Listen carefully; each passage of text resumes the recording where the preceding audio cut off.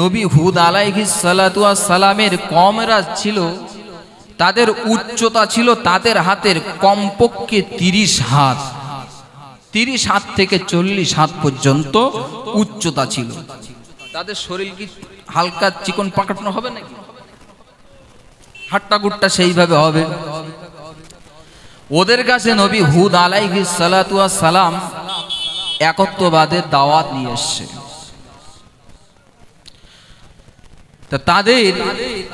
তারা কমপক্ষে বাঁচত নিম্ন সংখ্যায় 1000 বছর। কত বছর? 1000 বছর। সাবালক হতো তারা 300 বছরে। 300 বছরে সাবালক হতো। 1000 বছর করে তারা বাঁচত। তাদের কাছে নবী হুদ আলাইহিস সালাতু ওয়াস সালাম একত্ববাদের দাওয়াত নিয়ে গেছে। তখন বলছে হুদ, তুমি এইসব কি বানিয়ে নিয়ে এসছো বলো দিন? জান্নাত জাহান্নাম আবার সে কি? আমরা সাবালক হই 300 বছরে, বাঁচি আমরা 1000 বছর। আমাদের এই শরীর স্বাস্থ্য দেখেছো? দেখেছো আমাদের শরীর? তুমি আমাদের একত্ববাদের দাওয়াত নিয়ে এসছো, তুমি জান্নাত জাহান্নামের ভয় দেখাচ্ছ, কি এসব আজে বাজে কথা বলছো? মানব না, তোমার কথা আমি শুনবো না। চলে গেল। বেশ কয়েকদিন ধরে নবী হুদ আলাইহিস সালাতু ওয়াস সালাম দাওয়াত নেয় না। তারপরে 2-5 দিনের পরে যখন একত্ববাদের দাওয়াত নিয়ে যায়, তখন তারা হাতা করে, মানে বুঝতে পেরেছে, লড়াই করবে। বলছে আমাদের উচ্চতা এই, আমাদের শরীরে, তুমি এখন কি বলবে? তুমি একত্ববাদের দাওয়াত নিয়ে আসছো, আমরা যদি না মানি আমাদের কি আল্লাহ কি মেরে দেবে? আমরা তো বাঁচি 1000 বছর। মানেনি।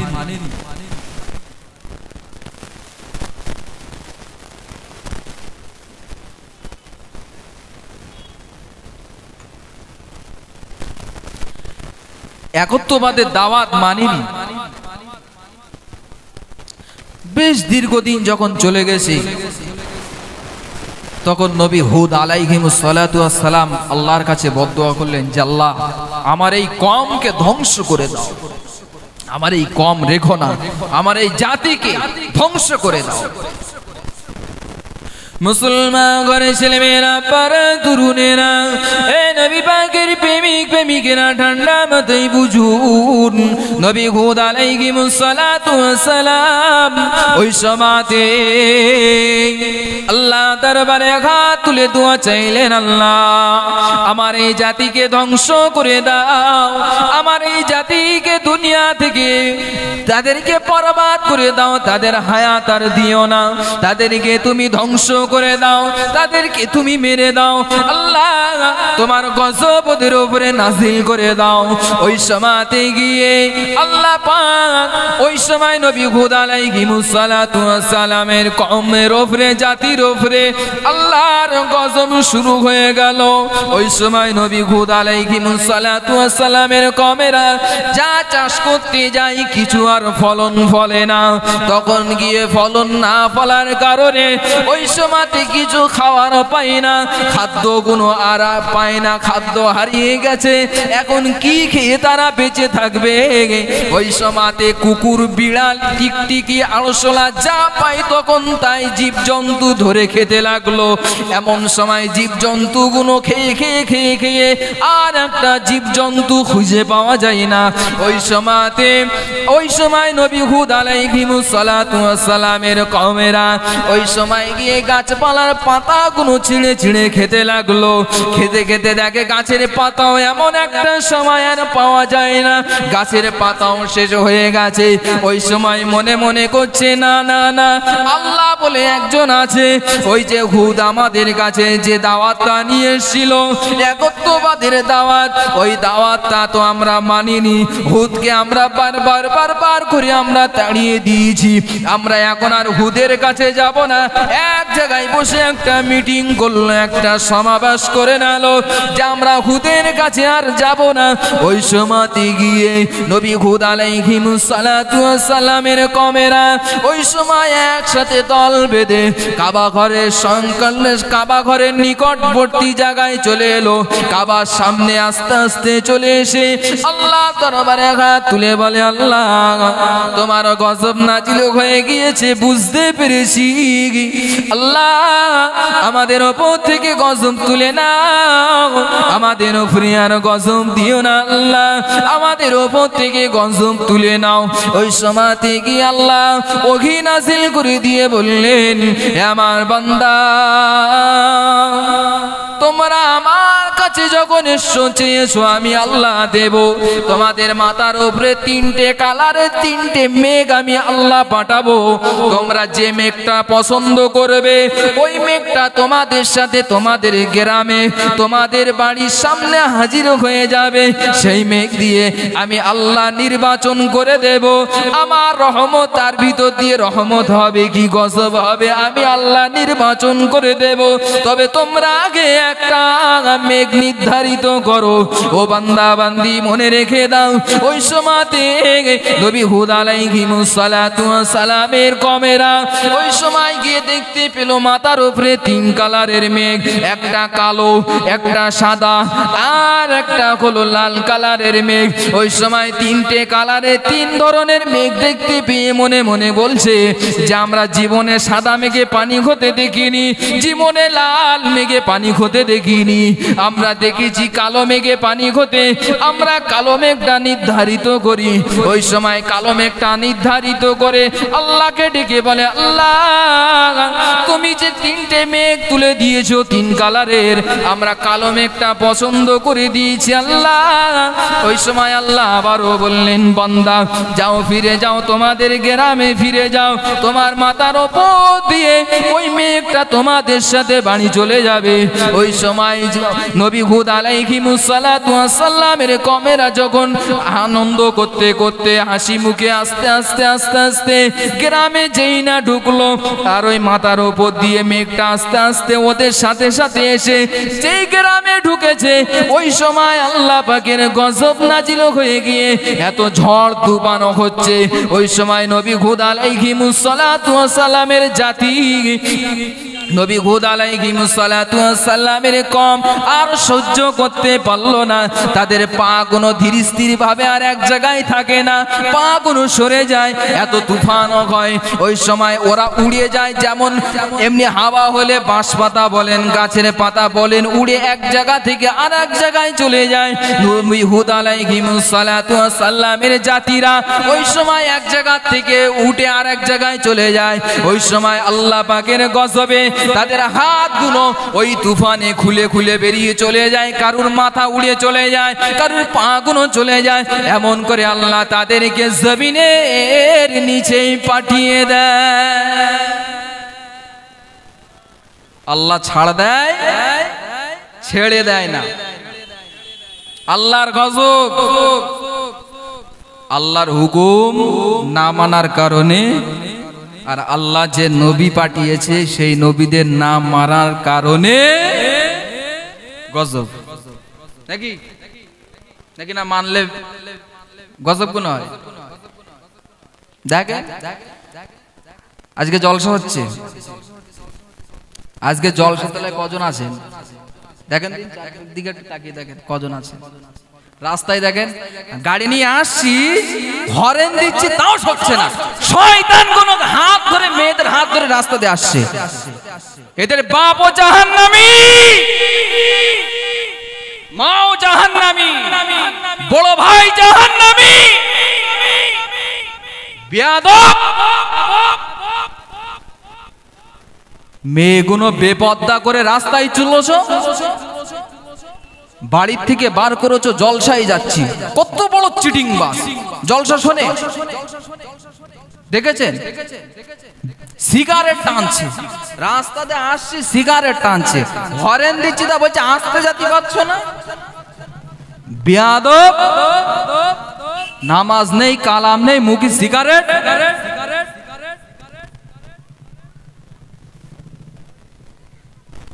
এদের লজ্জা শরম, আল হায়াউ শুবাতুম মিনাল ঈমান, এদের হায়া লজ্জা কিছুই নেই। হায়া লজ্জা এই দুটো হলো ঈমানের একটা অঙ্গ। কিসের? ঈমান। যার ভিতরে ঈমান নাই সে কি? সে বেঈমান। যার ভিতরে ঈমান নাই বেঈমান। আর যার ভিতরে ঈমান থাকবে তার কি থাকবে? হায়া লজ্জা, দুটো তার ভিতরে পাওয়া যাবে। কোরআন পড়তে বললে কোরআন পড়েন, বলে জানি। বাপ মরে গেছে, ইমাম সাহেবের মুখের দিক তাকিয়ে আছে, কখন জানাজার নিয়ত বলে দেবে। আহা, এমনও জায়গা আছে দেখেছি মাটি দিচ্ছে, বদমায়েশ মা মরে গেছে মাটি দিচ্ছে, কবর আছে 2 হাত দূরে, আর ওখান থেকে ছুঁড়ে ছুঁড়ে দিচ্ছে। মাথায় টুপি নেই, প্যান্ট শার্ট পরে, তাই সেই হ্যাট হয়ে মাটি তুলছে, তার পেছন দিকতে সব দেখা যাচ্ছে, সেই প্যান্ট নিচেই লেগে গেছে। ছি ছি ছি ছি! মুসলমান তুমি কি দাবি করো? কলমা পড়তে পারো না, মুসলমান দাবি করো? লজ্জা লজ্জা কিছুই নেই। আল হায়াউ শুবাতুম মিনাল ঈমান, কিচ্ছু নেই। এদের উপরে গজব আসতে বেশি দেরিও নেই। তথ্য তো পেয়ে যাবে যে আল্লাহকে যে না মানবে, আল্লাহকে যে বিশ্বাস না করবে, আল্লাহর কোরআনকে যে না মান্যতা দেবে, কোরআনের কথা অনুযায়ী যে না চলবে, সে আল্লাহর গজবের ভিতরে পড়বে। গজবের ভিতরে পড়বে সময়ের অপেক্ষায়। রাসূলুল্লাহ যাদের জন্য বদদুয়া করেছে, একটা নারী কজনকে জাহান্নামে নিয়ে যাবে? 4টে পুরুষকে জাহান্নামে নিয়ে যাবে একটা নারী। তার বাপ, তার স্বামী, তার বড় ভাই, তার বড় ছেলে। একটা নারী 4 জনকে জাহান্নামে নিয়ে যাবে। বাপ যদি হাজি হয়, কাবা ঘর থেকে সে 52 বছর ধরে যদি 52টা যদি ফরজ হজও যদি করে, তার মেয়ে যদি বেপর্দা থাকে, ক্ষমতা নেই কাবার ইমাম সাহেব এসেও ধরে রাখবে, ক্ষমতা নেই। কথা কাটুক আমার কি আসবে? কথা কাটার মতন এমন কেউ নেই। আজকের মুসলমান বলে দাবি করছি, কোথায় গেছে সুন্নাত গুলো? যে নবীর কলমা না পড়লে সে মুসলমান হয় না, সে কলমা পড়তে গিয়ে লা ইলাহা ইল্লাল্লাহু মুহাম্মাদুর রাসূলুল্লাহ, আস্তাগফিরুল্লাহ আস্তাগফিরুল্লাহ। ছি ছি ছি ছি ছি ছি! কলমা পড়া হলো লা ইলাহা, নেই কোনো মাবুদ ইল্লাল্লাহ, এক আল্লাহ, মুহাম্মাদুর রাসূলুল্লাহ সাল্লাল্লাহু আলাইহি ওয়াসাল্লাম, আল্লাহ পাকের পাঠানো প্রেরিত নবী। যদি লা ইলাহা ইল্লাল্লাহ, আল্লাহ নেই আবার আছে, অনেক আছে, এই তো হচ্ছে আজকের ভাববার বিষয়। মুসলমান বলে দাবি করছি, মুসলমানের কিছুই নেই। রাসূলুল্লাহর আখলাক চরিত্র দেখেন, আমরা যে নবীর উম্মত হয়ে এসেছি সেই নবীর আখলাক চরিত্রটা দেখেন। মুসলমান করে ছেলে মেয়েরা, পাড়া তরুণেরা, এ নবী পাকের প্রেমিক প্রেমিকেরা, ঠান্ডা মাথায় বুঝুন, আল্লাহ পাক যুগে যুগে যুগে যুগে একটা একটা করে নবী পাঠিয়েছে। যে নবী আমাদের নবী আসার আগে আগে যত নবী এসেছে, একটা জাতি একটা কওমকে হেদায়েত করার জন্য তাদেরকে আল্লাহ পাঠিয়েছে। তারা জাহান্নাম থেকে বেঁচে যেন জান্নাতে আসে। তারা যখন কথা না শুনেছে, তাদের জন্য সে নবীগুলো বদদুয়া করেছে যে আল্লাহ এদেরকে তুমি ধ্বংস করে দাও, এদেরকে তুমি গজব দিয়ে এদেরকে তুমি ধ্বংস করে দাও। কিন্তু আমাদের নবী, আমাদের রাসূল, আমাদের রাখাবার, আমাদের প্রিয় নেতা কোনদিনে তরে আমাদের জন্য বদদুয়া করিনি, উম্মতের জন্য কোনদিন বদদুয়া করিনি। তাইফের মাটিতে যখন কালমা নিয়ে গেছে, তাইফবাসী এত মার মেরেছে, রক্ত ঝরে গায়ে জামাটা গায়ের সাথে জোড় খেয়ে গিয়েছে, তবু সে রাসূল কোন উম্মতির জন্য বদদুয়া করেনি। যখন জিবরাইল আলাইহিমুস সালাতু ওয়াস সালাম এসে বলছে, ইয়া রাসূলুল্লাহ, ইয়া হাবিবাল্লাহ, মহান আল্লাহ পাক আমাকে পাঠিয়েছে, আল্লাহ তুমি যদি আল্লাহর কাছে, ও নবী তুমি যদি একবার বলো, আল্লাহ সঙ্গে সঙ্গে এদেরকে ধ্বংস করে দেবে, এদেরকে গুড়োসার করে দেবে। ও রাসূল তুমি একবারের জন্য হলেও বলো। ওই সময়তে গিয়ে আল্লাহ নবী জানিয়ে দিলেন, আল্লাহর ফেরেশতা তুমি চলে যাও, চলে যাও, আমার দরবার থেকে তুমি চলে যাও। আমি নবী, আমি রাসূল, আল্লাহ আমাকে পাঠিয়েছে জাহান্নাম থেকে বাঁচিয়ে জান্নাতের দিকে নিয়ে যাবার জন্য। আমি সেই রাসূল, কোনদিন আমার এই উম্মতের উপরে আমি বদদুয়া করতে পারবো না, কোনদিন আমি বদদুয়া করতে পারবো না। আমার যতটা রক্ত ঝরেছে, আরো যদি রক্ত যদি ঝরে, তবু আমি আল্লাহর কাছে বদদুয়া করব না। আল্লাহ পাকের ফেরেশতারা সঙ্গে সঙ্গে চলে গেল। রাসূলুল্লাহ দরবার থেকে যেই চলে গেল, রাসূলুল্লাহ ওই সময় হাতটা তুলে আল্লাহর কাছে দোয়া চায়, আল্লাহ পাক, আল্লাহ তাআলা আমার রক্তের মর্যাদা যদি দিতে হয়, আমার রক্তের দাম যদি দিতে হয়, আল্লাহ পাক, আল্লাহ তাআলা আমার গুনাহগার উম্মত, আমার গুনাহগার উম্মতিদেরকে আল্লাহ তুমি ক্ষমা করে দাও। একটু জোরে হবে না?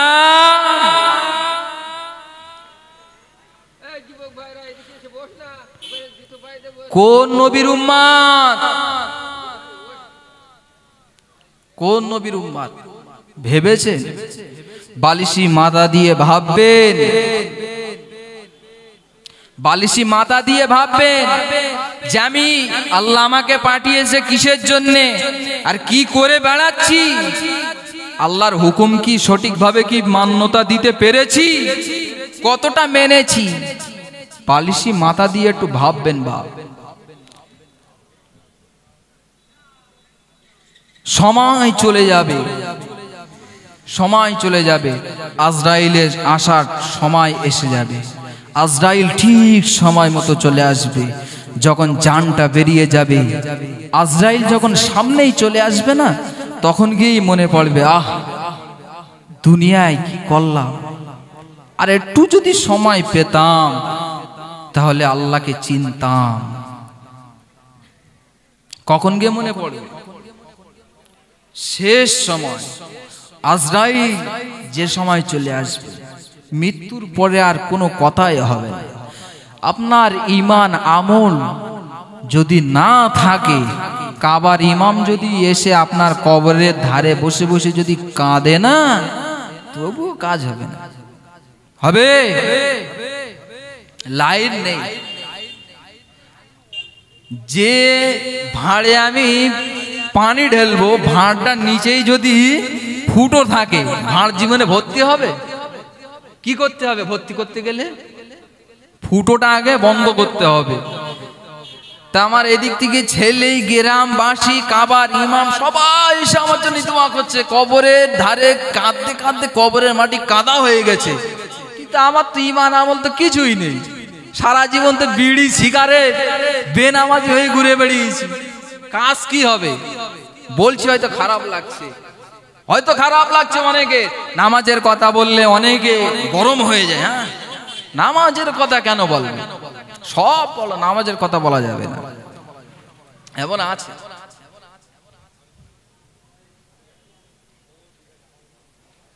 একবার দুরূদ শরীফ আল্লাহুম্মা সাল্লি আলা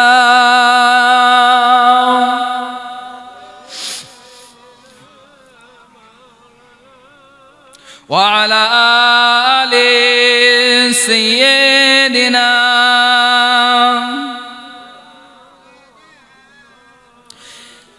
একলা জীবন একলা মরণ একলা চলতে কিসের ভয়, এ দুনিয়ার মানুষগুলো কেউ তো কারো নয়। কেউ কারো, দুনিয়ার মানুষ কারোর। আপনি মরে দেখেন না, আপনার সন্তানেরা শুধু মরার খবর শুনবে আর শুধু মনে মনে ভাববে যে কখন জমিগুলো ভাগ করব, আর ব্যাংকে কত রয়েছে, কখন গিয়ে নিয়ে আসবো, কার নামে নবুনা আছে, কি করে নেওয়া যায়। একলা জীবন একলা মরণ একলা চলতে কিসের ভয়, এ দুনিয়ার মানুষগুলো কেউ তো কারো নয়, এ দুনিয়ার মানুষগুলো কেউ তো কারো নয়। স্বার্থ ছাড়া কেউ চলে না, মনের ব্যথা কেউ বোঝে না, স্বার্থ ছাড়া কেউ চলে না, মনের কথা কেউ বোঝে না। যে বুঝবে তোমার মনের কথা, সেই আল্লাহর সাথে বলো কথা, থাকবে না আর কোনো ভয়, এ দুনিয়ার মানুষগুলো কেউ তো কারো নয়। আল্লাহুম্মা সাল্লি আলা সাইয়্যিদিনা ওয়া আলা আলি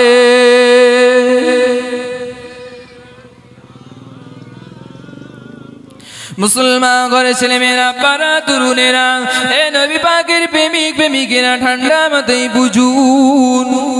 একদিন জিবরাইল আলাইহিস সালাতু ওয়াস সালাম আল্লাহকে ডেকে বলে, আল্লাহ ইয়া রাব্বি আল্লাহ, আমি তোমার মালাইকা ফেরেশতা, আমার দ্বারাই সমস্ত খবরগুলো পাঠাও রব্বি আল্লাহ। তবে আমার একটা কথা জানতে চাই, তুমি কোন কাজ করলে তুমি সব থেকে বেশি খুশি হয়ে যাও? কিসে তুমি সব থেকে বেশি খুশি হয়ে যাও? আল্লাহ পাক ওই সময় জানিয়ে দিলেন, ও আমার ফেরেশতা, ও জিবরাইল, আমি আল্লাহ সব থেকে খুশি হয়ে যাই বান্দা যখন আমার কদমে যখন সিজদা দেয়, আমি আল্লাহ ওই সময়তে বেশি খুশি হয়ে যায়। ওই সময়তে জিবরাইল আলাইহিস সালাতু ওয়াস সালাম মনে মনে মনে মনে করলো যে আমি এমন একটা সিজদা দেব, পৃথিবীর কোন মানুষ, পৃথিবীর সব থেকে বড় সিজদা দেব আমি, আমার উপরে পৃথিবীর কোন মানুষ, কোন জিন, কোন ইনসান, কোন মখলুকাত আমার থেকে বড় সিজদা আর দিতে পারবে না। আমি জিবরাইল সব থেকে বড় সিজদা দেব। ওই সময় জিবরাইল আলাইহিস সালাতু ওয়াস সালাম সিজদায় পড়ে গেল। ৩০,০০০ বছর কেটে গেল, আল্লাহর কোনো ডাক আসে না, আল্লাহ পাকের কোনো ডাক আসে না। ৩০,০০০ বছর পার হয়ে যাবার পরে জিবরাইল আস্তে আস্তে সিজদা থেকে মাথা তুলে নিল, আল্লাহকে বলে, আল্লাহ রব্বি আল্লাহ, আমার সিজদায় কি তোমার পছন্দ হয়নি? আমার সিজদাটা কি তোমার মনোনীত হয়নি? রব্বি আল্লাহ, তুমি কি খুশি হওনি? ওই সময় আল্লাহ বললেন, জিবরাইল, আমি এখন কিছু বলবো না, আমি এখন কোনো কথা বলবো না, ও জিবরাইল আমার আরশে মুআল্লার দিকে তাকিয়ে দেখো, আরশে মুআল্লার দিকে একবার ফিরে দেখো। ওই সময়তে জিবরাইল আলাইহিমুস সালাতু ওয়াস সালাম ওই সময়তে গিয়ে আরশে মুআল্লার দিকে তাকিয়ে দেখে লেখা আছে লা ইলাহা ইল্লাল্লাহু মুহাম্মাদুর রাসূলুল্লাহ সাল্লাল্লাহু আলাইহি ওয়াসাল্লাম। আরশে মুআল্লার দেওয়ালে লেখা আছে। ওই সময়তে জিবরাইল আলাইহিমুস সালাতু ওয়াস সালাম ওই সময়তে গিয়ে আল্লাহকে ডেকে বলে আল্লাহ ও রব্বি আল্লাহ বলো বলো ওই নামটা কার নাম, ওই নামের সাথে আমার কি সম্পর্ক, ওই নামটা কেন তুমি আরশে মুআল্লায় লিখে দিয়েছো। ও রব্বি আল্লাহ আমার খুব জানতে ইচ্ছা হয় ওই নামটা কার আর ওই ব্যক্তিটাকে।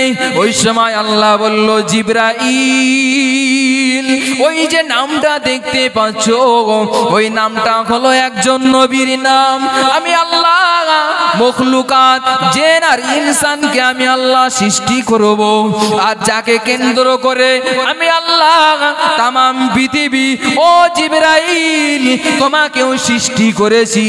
আমি সেই নবীর নামটা আমার আরশে মুআল্লায় লিখে দিয়েছি। ও জিবরাইল ওই যে নামটা দেখতে পাচ্ছ ওই নবীটা আখিরি জামানায় পাঠাবো, আখিরি জামানায় পাঠাবো, আখিরি নবী করে পাঠাবো, আখিরি নবী তামাম নবীদের সরদার করে পাঠাবো। ওই নবী সম্পর্কে আমি আল্লাহ কোরআনের ভিতরে ঘোষণা দিয়ে দেব।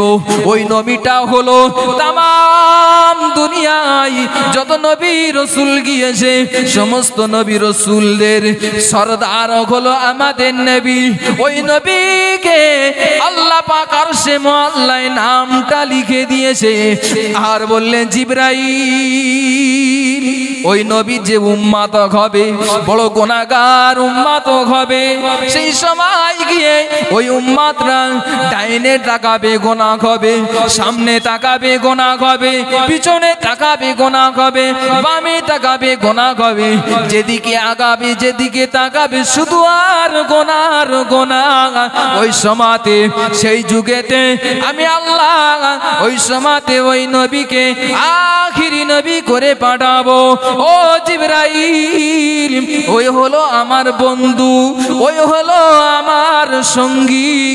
ও জিবরাইল ওই নবীর উম্মত কাজের ভিতর দিয়ে গুনাহগুণ বাদ দিয়ে গুনার কাজ থেকে উঠে এসে তারা একবার আমার কদমে সিজদা দেবে, আর আমি আল্লাহ আমার কাছে হাত তুলে বলবে আল্লাহ অন্যায় করেছি, নফসের প্রতি জুলুম করেছি আল্লাহ, শয়তানের ওয়াসওয়াসায় বড়ই গুনাহ করে ফেলেছি আল্লাহ, সুদ খেয়েছি, ঘুষ খেয়েছি, মদ খেয়েছি, নারীবাজি করেছি আল্লাহ তুমি ক্ষমা করে দাও, আর জীবনে করব না আল্লাহ, মাফ করে দাও, আর জীবনে করব না। ওই সময়তে আমি আল্লাহ বড়ই খুশিতে বাগে বাগ হয়ে যাব, আর আমি আল্লাহ ওই গুনাহগার আমার বান্দাদেরকে আমি আল্লাহ ক্ষমা করে দেব।